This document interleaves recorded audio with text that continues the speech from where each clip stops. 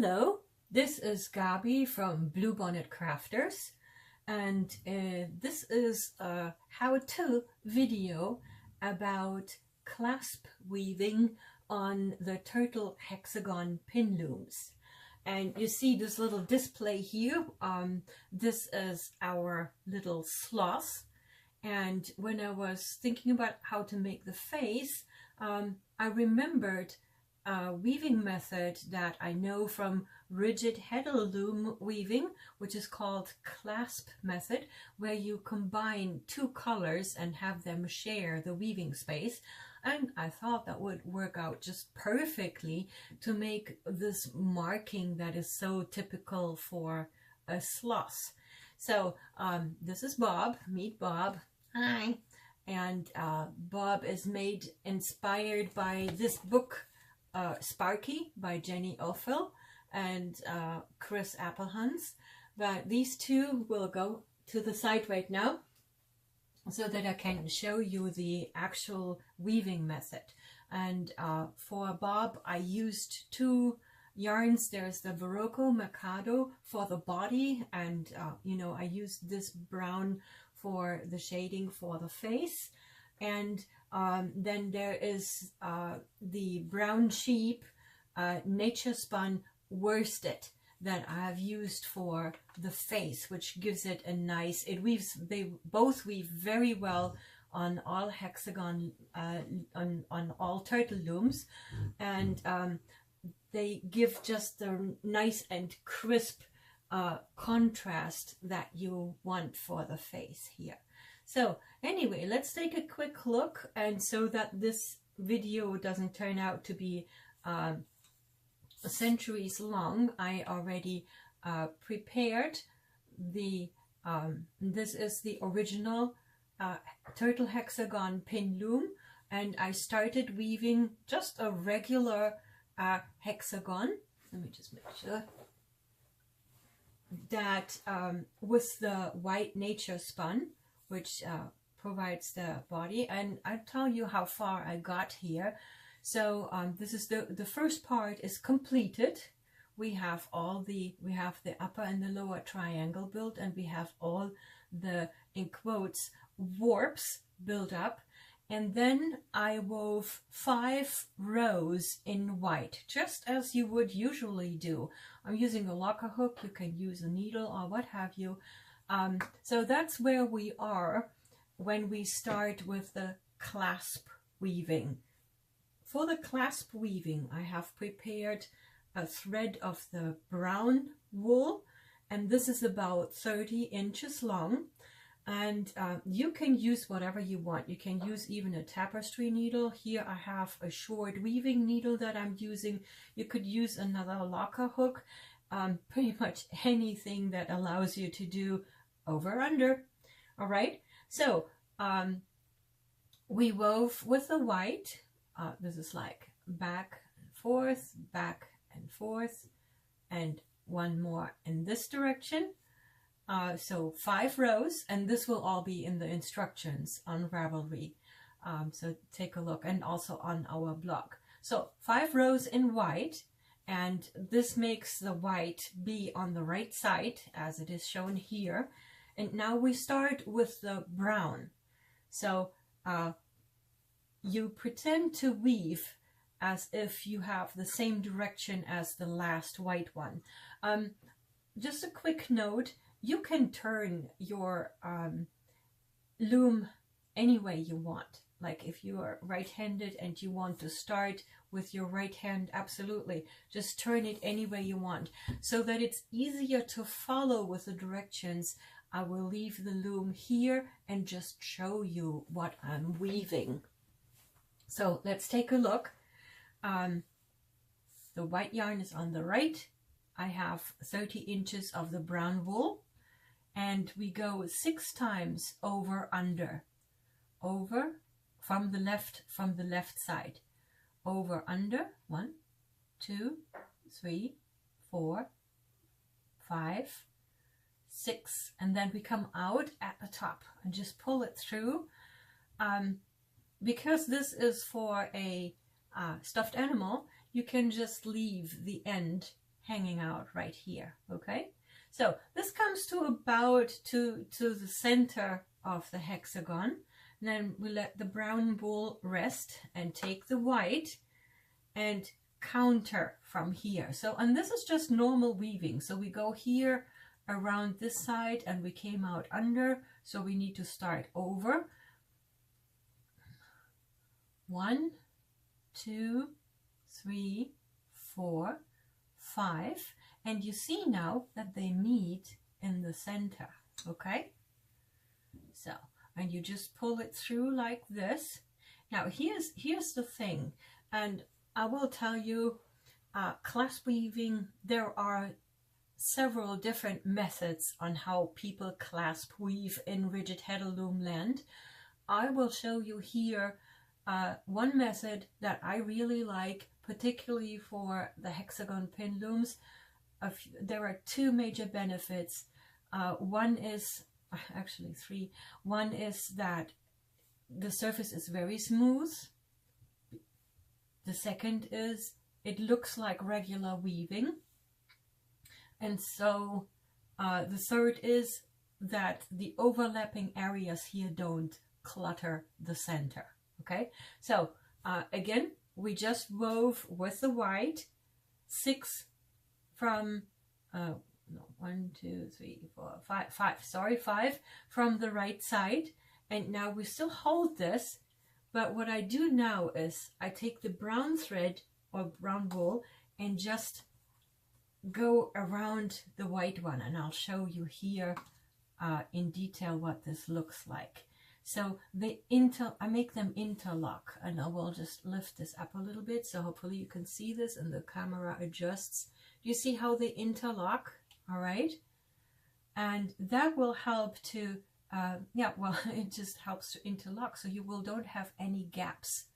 So now what we do is we take the white one and just weave back as we usually would. So even with the interlock and everything, so we came over here and now we're just going back. 1, 2, 3, 4, 5.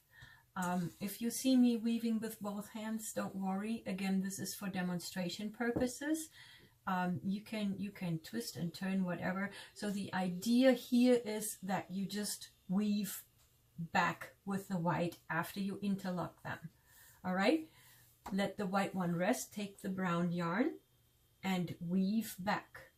1, 2, over, under to the end, and you come out between the next 2 pins on the left side. So let me just show you, and then you just pull it tight, and I'll show you before I pack it what it now looks like. So this is not packed, but you see here how they go back and forth, and you see that the brown and the white yarn weave, show the regular weave, okay?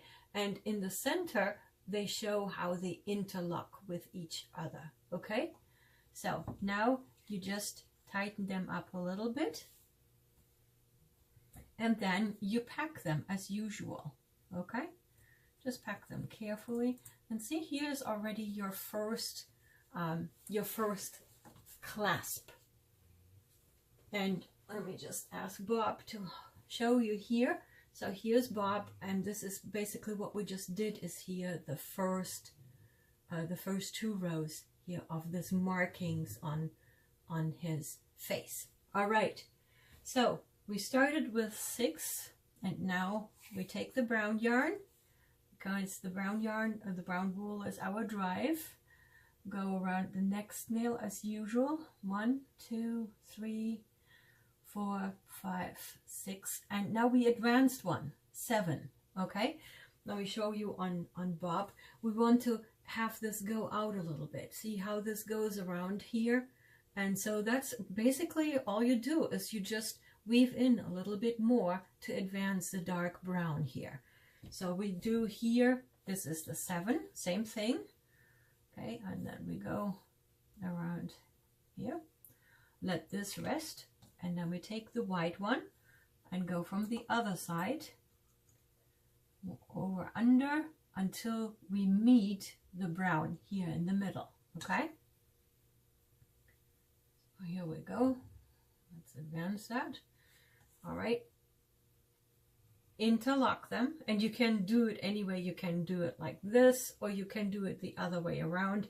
There's absolutely not matter. The important thing is that they interlock, and I'll show that to you one more time, what this looks like when it's just interlocked. I hope you can see this right here. So we put the brown yarn down, and then we weave back with the white one to the right side. Excuse me. All right. 1, 2, 3, 4 to the next pin.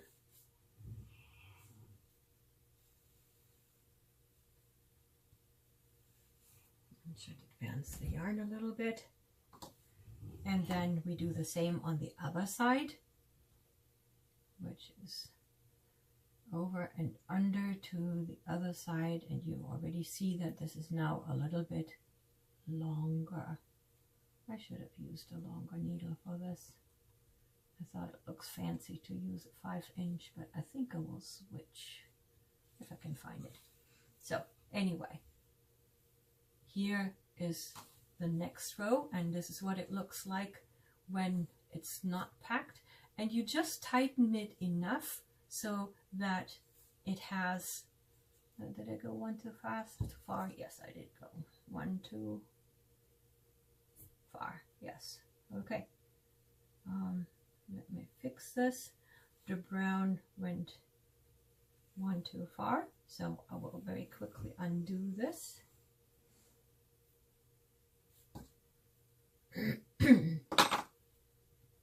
That's the power of demonstration, that you make mistakes, which is not a problem. So if you have the situation that I just had, where you think, man, okay, I didn't catch the right thread or what have you, just undo the last weave until you get back to the center, and then you pick it up from there. Absolutely no problem. Okay, so here's the brown, here's the white.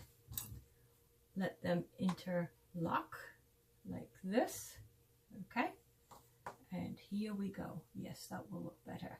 Now we go back with the brown first to the left side. If you do like the traditional dance styles, then this is like, you know, where you go back and forth and back and forth. That's exactly what you do here, except you're doing it on your loom. So here we go, and here we go on our next one. And yeah, we weave back with the white one to the right side. There we go. Yeah, that looks better. And you can see now how they both interlock right here, but it's the nice thing that is that it's very smoothly, and we pack it just enough. Okay, and to get the shape that we want for the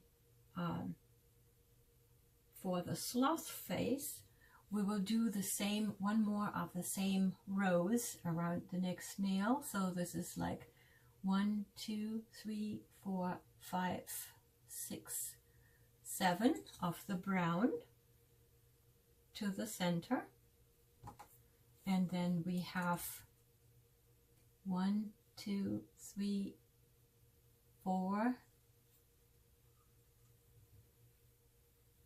from the white. Interlock and weave back.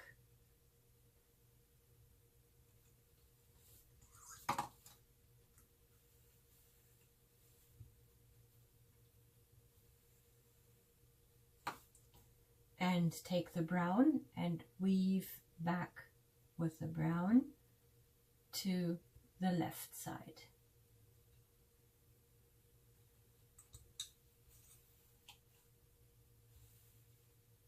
Okay, tighten it up just a little bit, that it's not too tight but not too loose. It's a good sign if you see that the interlocks really are smooth. That's a good time to say, yep, we're done, and then we can pack like this. And you already see how this shapes comes out a little bit here. And we have one more pass to do. And this time we go back one.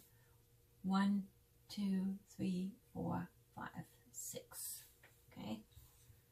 So we're going 6 to the center, letting it rest, taking the white and weaving the white to the center.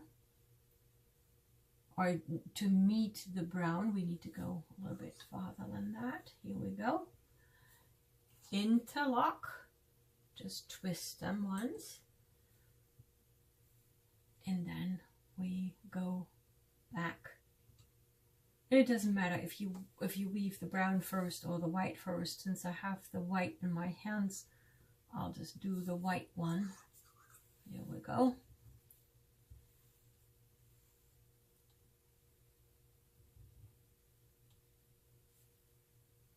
I want this a little bit tighter. Here we go. Okay. And then we go weave back with the brown one to the left side. And that is the last row for the brown color, the brown wool in this pattern. Just tighten them enough that they interlock nicely. Okay, and you can see here how it starts to form the shape. The clasp weaving, you can do anything with it. Like you can make a zigzag, or you can just weave all the way through to make, you know, like a triangle shape or just a diagonal line or anything.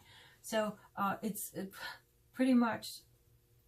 Okay, the weaving area is your limit. I was going to say your fantasies or your ideas are the limit, but that's, you can do everything in this center of the hexagon with this clasp weaving, and you can be very, very creative.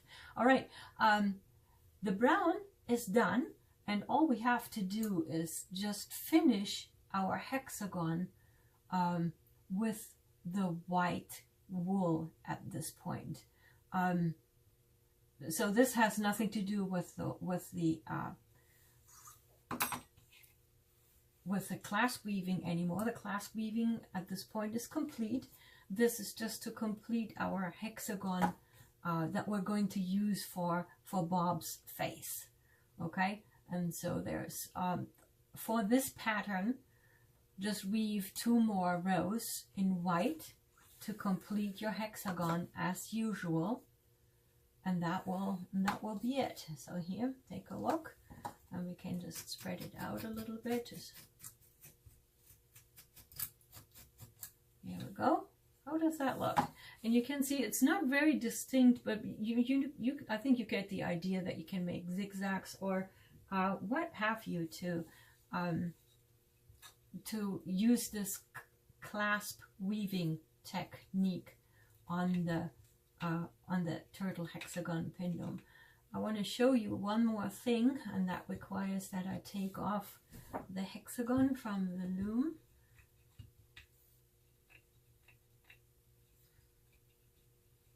Here we go.